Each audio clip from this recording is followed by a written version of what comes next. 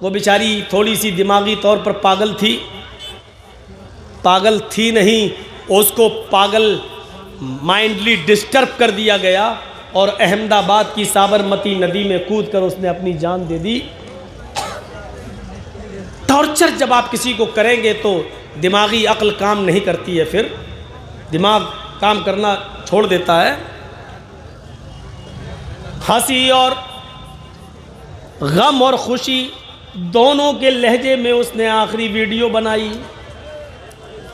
ہنستی بھی جا رہی ہے اور اس ہنسی میں اس کا غم اور اس کا درد بھی چھپا ہوا ہے۔ یاد رکھنا، میں اس موت کو جائز موت نہیں کہہ رہا ہوں، حالات نے اس کو مجبور کیا۔ سابرمتی ندی میں کود تو گئی، وہ دنیا کے جھمیلوں سے تو آزاد ہونا چاہتی تھی، ہو بھی گئی، لیکن ہر انسان اگر یہی سوچ لے کہ دنیا کے جھمیلوں سے آزاد ہو جائیں گے تو معاف کیجئے گا، دنیا میں آپ کو ایک جھمیلے ہیں۔ آپ اس دنیا کو چھوڑ کر جس دنیا میں آپ قدم رکھیں گے وہاں آپ کی روح کو کبھی شانتی نہیں ملے گی، کبھی سکون نہیں ملے گا۔ اصل چیز تو وہ ہوتی ہے، اسی لیے اللہ کے نبی صلی اللہ علیہ وسلم نے فرمایا خودکشی کرنے والا جو اپنی موت خود مر جائے، خودکشی کرنے والے کی نماز جنازہ نہ پڑھی جائے، خودکشی کرنے والے کی جنازے کی نماز جائز نہیں ہے، خودکشی کرنے والے کو مسلمانوں کے قبرستان میں دفن نہ کیا جائے۔ خودکشی کرنا حرام، موت کو گلے لگانا ہے۔ خودکشی کرنے والے سے اللہ کے نبی نے فرمایا کہ بری ہوں میں بری ہوں ایسی موت سے جو آدمی خودکشی کرتا ہے۔ خودکشی کرنے والے کی نہ تو نماز جنازہ جائز ہے، خودکشی کرنے والے کی نہ تو مسلمانوں کے قبرستان میں اس کو دفن کرنے کی اجازت ہے۔ لیکن پتہ نہیں لوگ اتنی بڑی ہمت کیسے کر جاتے ہیں۔ خودکشی کرنے والا مجرم ہے، لیکن خودکشی کرنے پر مجبور کر دینے والا بھی کم بڑا مجرم نہیں ہے۔ اس لیے حالات ایسے مت بنائیے۔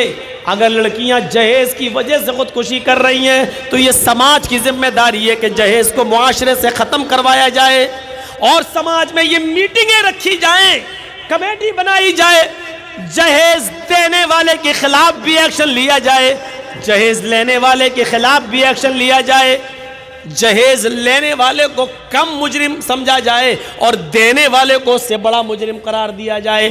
جب تک جہیز دینے والے پر زیادہ پابندیاں نہیں لگاؤ گے تو ہر آدمی چاہے گا میری بیٹی کی شادی ہو جائے، چلو ہم اتنا تو دیں گے ہی۔ دینے والے پہ پابندی زیادہ لگنی چاہیے، لینے والے پر اس سے کم۔ لینے والے کا 1 سال کا بائیکاٹ کیا جائے تو جہیز دینے والے کا 3 سال کا بائیکاٹ کیا جائے۔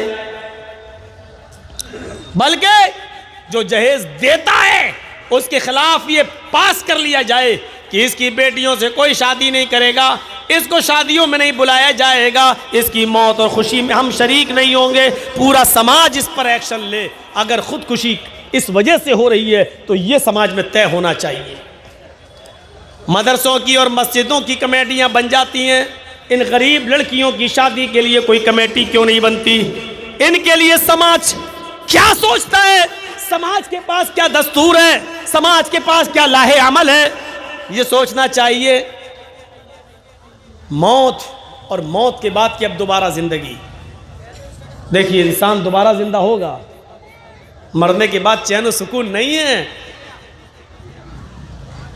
اگر مرنے کے بعد کوئی آدمی ہمیشہ کے لیے مر جائے، کبھی دوبارہ زندگی نہ ملے تو یہ بہت اچھا ہے، سمجھ لو کہ وہ بچ گیا، لیکن ایسا ہے نہیں۔ وَلَقَدْ خَلَقْنَا الْإِنسَانَ مِنْ سُلَالَةٍ مِّن طِينٍ ثُمَّ جَعَلْنَاهُ نُطْفَةً فِي قَرَارٍ مَّكِينٍ ثُمَّ خَلَقْنَا النُّطْفَةَ عَلَقَةً فَخَلَقْنَا الْعَلَقَةَ مُضْغَةً فَخَلَقْنَا الْمُضْغَةَ عِظَامًا فَكَسَوْنَا الْعِظَامَ لَحْمًا ثم انشأناه خلقا آخر فتبارك الله احسن الخالقین۔ اور ہم نے انسان کو مٹی کے ایسنس سے، مٹی کے خلاصے سے، مٹی کے گلوست سے پیدا کیا۔ اللہ تعالیٰ نے دنیا بھر کی سے مٹی کو جمع کر کے اس کے نچوڑ، اس کے عرق، اس کے ایسنس سے انسانوں کو پیدا کیا. ثم فجعلناہ نطفۃ فی قرار مکین. وہ نطفہ جو رحم مادر میں جاتا ہے، جو ایک عورت کے رحم تک پہنچایا جاتا ہے، اللہ کہتا فجعلناہ نطفۃ فی قرار مکین، ہم نے اس کو ایک مضبوط ٹھکانے پر پہنچا دیا. آپ دیکھ رہے ہیں ماں اور باپ کا کام کتنا ہے، ہسبینڈ اور وائف کا کام کتنا ہے. شوہر اپنی بیوی سے ملا، دونوں نے جمع کیا، ہم بستری کی، اور پانی کا وہ قطرہ، منی کی وہ بوند رحم مادر تک پہنچ گئی، رحم تک پہنچ گئی. بس ان دونوں کا کام ختم. اب سارا کام اللہ رب العالمین. اب غور کرو، پانی کا وہ ایک قطرہ اللہ کہہ رہا ہم نے مضبوط ٹھکانے پہنچا دیا. اتنے مضبوط جگہ پر پہنچا دیا جاتا ہے کہ عورت اٹھ رہی ہے لیکن وہ پانی کا قطرہ اپنا کام کر رہا ہے. عورت بیٹھ رہی ہے، پانی کا قطرہ اپنا کام کر رہا ہے. عورت چل رہی ہے، پانی کا قطرہ اپنا کام کر رہا ہے. عورت 10 مرتبہ چھت پہ چڑھتی ہے، 10 مرتبہ نیچے اترتی ہے، لیکن وہ پانی کا قطرہ اتنے مضبوط ٹھکانے پہ پہنچ چکا ہے کہ وہاں سے وہ ہٹ نہیں سکتا، وہ اپنا کام کر رہا ہے. اس کے بعد دیکھیے اللہ کیا کہتا ہے، ثم خلقنا النطفة علقة فخلقنا العلقة مضغة. پھر ہم نے اس نطفے کو علقہ، جمع ہوا خون بنا دیا. پانی کا وہ قطرہ پھر جمع ہوا خون بن گیا. ثم خلقنا النطفة علقة فخلقنا العلقة مضغة. پھر اس جمے ہوئے خون کو گوشت کا لوتھڑا بنا دیا. اور سننا ہے بوریو والو اور ادھر ادھر سے آنے والوں، سنو، قرآن کی اسی آیت کے ترجمے کو پڑھ کر بھوپال کے ڈاکٹر شیو شکتی سروپ MBBS MS ڈاکٹر اسلام لے آئے. قرآن کی اسی آیت کے ترجمے کو پڑھ کر. ہم تو رمضان میں کہ مہینے میں اپنے امام اور حافظ کے پیچھے تراویح میں پورا قرآن سن لیتے ہیں، لیکن لاٹری نہیں چھوڑ پا رہے ہیں، شراب نہیں چھوڑ پا رہے ہیں. اس نے قرآن کی چند آیتیں پڑھی، ایمان لے آیا. اس کی بیوی بھی ایمان لے آئی، اس کی بیٹی بھی ایمان لے آئی. ہماری عورتیں کیا پردہ کریں گی اور ہماری لڑکیاں کیا پردہ کریں گی؟ ابھی چلے جائیے، اب تو خیر بیٹھ گئی ہوں گی، ہماری تقریر شروع ہو گئی. اس سے پہلے آپ دیکھ لیتے سڑکوں پر کیا منظر تھا. جلسے میں تھوڑی آئی تھی، ایسا لگ رہا تھا جیسے شادی میں جا رہی ہوں. کوئی ساڑی پہن کے، کوئی اوپر اٹھا کے ایسے چل رہی، اونچی ایڑی کی چپل پہن کے ایسے چل رہی. ایسا لگ رہا ہے جیسے یہ اپنی بہن کی شادی میں آئی ہوں. جلسے میں تھوڑی. ہماری بہنیں، ہماری بیٹیاں کیا پردہ کریں گی؟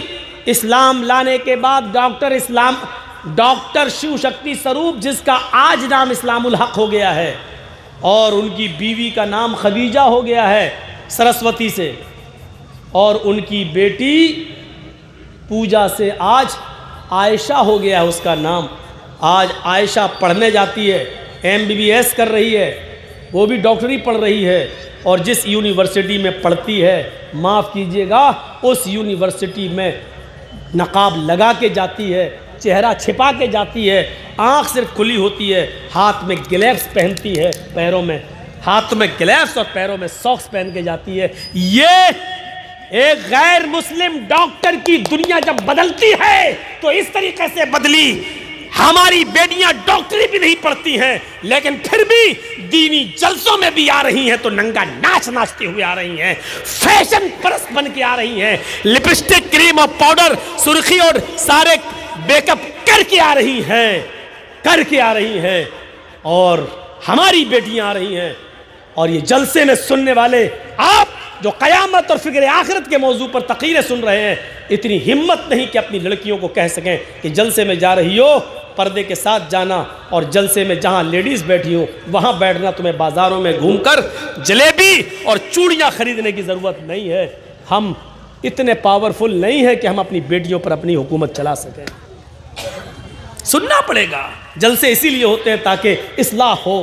بات کڑوی ضرور ہے لیکن کبھی کبھی کڑوی دوا کھانا پڑتی ہے اگر صحیح ہونا ہے تو۔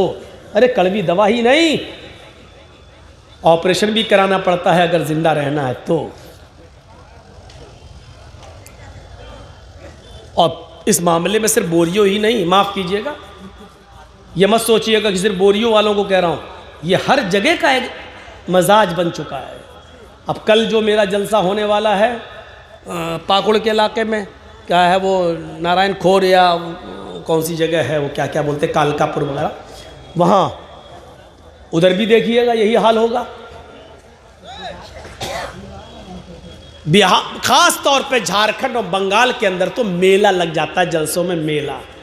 ابھی پچھلے مہینے میں گیا تھا آندھرا پردیش، نظام آباد سائیڈ میں حیدرآباد کی طرف، دیکھیے کتنے سکون کے ساتھ جلسے ہوتے ہیں۔ مجال ہے کہ بیچ میں سے ایک آدمی اٹھ جائے، مجال ہے ایک آدمی بھی بیچ میں سے اٹھ جائے، جو بیٹھ گیا وہ بیٹھ گیا۔ اتنا ایسا انتظام ہوتا ہے کہ ایک آدمی اٹھ نہیں سکتا۔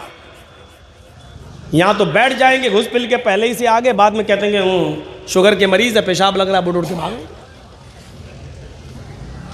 ہم نے سمجھا ہی نہیں ہے۔